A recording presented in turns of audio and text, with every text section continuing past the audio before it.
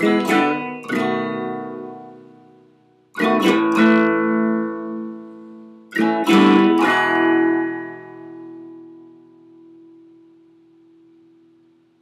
a growl in blues. Blues can really growl. I really like the way it sounds. Hi there. My name is Greg Swan. I run a website called selfadoration.com. I published a book, or made available a book, promulgated a book called Man Alive, a survival manual for the human mind. And I am laughing at myself. I live my life on Black 13 on the roulette wheel. I don't believe in gambling. I think gambling is a waste of money, but when we go to Las Vegas, and we haven't been to Las Vegas for 5 years, but when we go to Las Vegas, we always go to, it's now called Bill's Gambling Hall. It used to be called the Barbary Coast. And we always find a seat at a roulette wheel, and we always play Black 13. My wife's birthday is December 13th, and I'm hugely scornful of everything associated with superstition or any sort of irrational means of apprehending reality, so it's delightful for me to challenge the fates by betting on bad luck, betting on the number 13, betting on Black 13. Roulette pays 36 to 1, 35 to 1 or something like that, and we always win. We always win. And you can't always win when you gamble, and if you go into any gambling situation with the idea that you must win, then you must lose, because gambling is always a negative expectation game. All forms of gambling are negative expectation in the long run. Poker can be positive expectation. If you're really good at it, you can actually make a profit at poker. Typically, people who think they're winners at poker, if they actually did the money, did the numbers on their money, they discover that they're losers.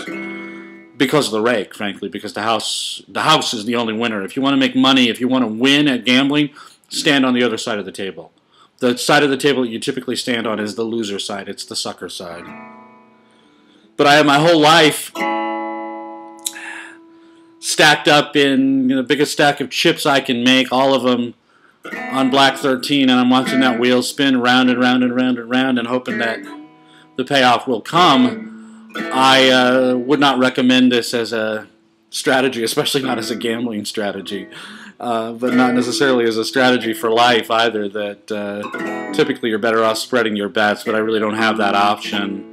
I chose to take on the entire world, and the only way to do that, frankly, is to put all your money on one bet and see what happens. And it's funny to me, and I have to laugh at myself, because I went into this expecting that the consequences for me would be sudden, dramatic, and not necessarily positive. That I put this off for a lot of years. I put off the message that I'm trying to convey to you in Man Alive. I put off for most of my adult life. I knew what I had to say. I knew very young. I was 19 when I started thinking about these ideas, and by the time I was 24, I had basically everything worked out in essentially the same form that it exists today. If I went back and read things that I wrote in those days, I might find things that I would want to change, but 1988, so how old was I in 1988, 28 or so,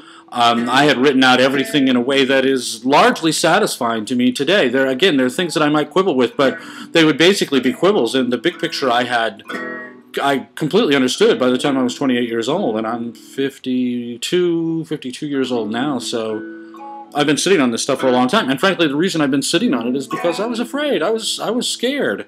And I'm not scared now, really, I guess, because I don't feel like I have anything left to lose. That was me and Bobby McGee. Freedom's just another word for nothing left to lose, and I don't particularly care for that representation of freedom, but I do understand the idea of having nothing left to lose, and it really doesn't matter to me. It doesn't matter to me what happens in consequence of this. The only thing that really matters to me, frankly, is indifference, and that's the fate I'm suffering. So it's funny. There are thousands of people who have read this book by now, and I mean, I honestly don't know. I deliberately didn't measure, because this is kind of the worst thing you can do when you're an author, is try to sit on eggs, try to hatch eggs by sitting on them. And so I deliberately didn't put any sort of counter on the Book of Man Alive. I have no idea how many people have seen it on the web in HTML form or in PDF form or in the ebooks form. There are a lot of different ways you can get the book.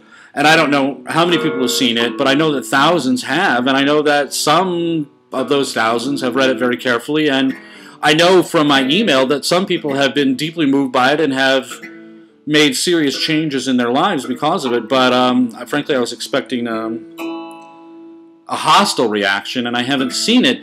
And mistakenly, I think in my part, I've kind of tried to tease that hostile reaction out of people, and I'm not going to do that anymore because it's certainly not what I'm looking for in life. It's not what the book is about. It's not what my attitude is about, and I want people to win. I don't want them to lose. I want them to succeed, to prosper, to thrive, and I don't want them to identify any value in, damning me or criticizing me or blaming me for leading people down the garden path or something like that. I mean, I suppose that will happen, and I can't avoid it. I can't escape it, and if it does, it does. But it's not something that I want to court because it's not something that I'm interested in. There's no benefit to me in that. There's no value to me in that. And so I'm just laughing at myself. I'm just watching that wheel spin round and round and round, and the ball is spinning in the opposite direction, bouncing, bouncing, bouncing. And every chip I have, everything I have in the world is on Black 13. And if Black 13 comes in, 3 cheers for me. And if it doesn't, dang. That's my answer, is dang. I'm going to do what I do. I'm going to live my life my way. I'm going to pursue my own values to the absolute best extent that I can. And at that point, I'm going to wait and see what happens. And I don't believe in luck. I don't believe in fate. I don't believe in destiny. I don't believe in any of that crap.